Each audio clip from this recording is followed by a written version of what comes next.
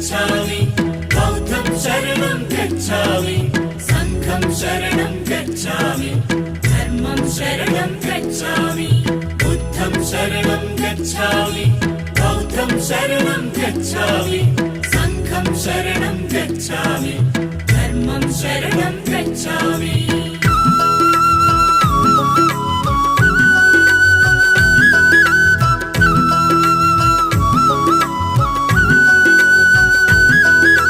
కపిలవస్తు నగరం